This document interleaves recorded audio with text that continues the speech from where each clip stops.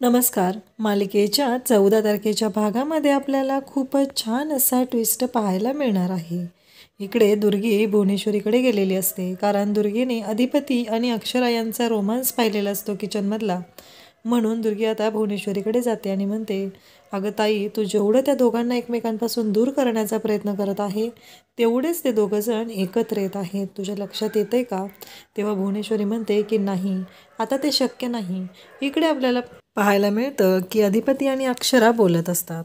अधिपतीने अक्षरासाठी चाफ्याची फुलं आणलेली असतात आणि तो चाफा अक्षराच्या केसात माळत असतो.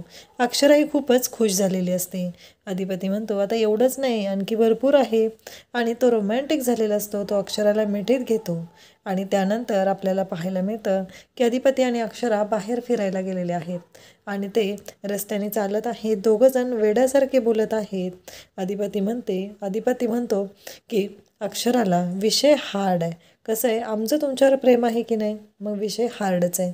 आणि सेम अधिपतीच्या भाषेमध्येच अक्षरा बोलत असते आणि ते दोघंजण खूपच खुश झालेले असतात. अगदी असं वाटत असतं की त्यांनी दारू वगैरे प्यायली आहे की काय, असं त्यांचं चाललेलं वागणं असतं.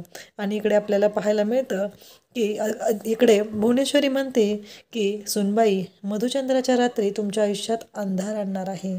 आता भुवनेश्वरीने नक्की काय केलेलं आहे, कारण तिने तिथे बुद्धिबळाच्या पटावरती बसलेली आहे आणि चाल खेळत आहे.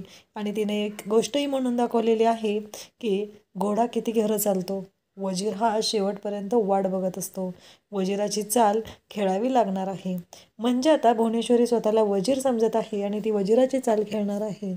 नक्की भुवनेश्वरी आता मधुचंद्राच्या रात्री अक्षराच्या आयुष्यात कोणतं संकट आणणार, हे आपल्याला पाहायला मिळेल आणि अक्षरा ते संकट कसं परतवून लावेल. थँक्यू.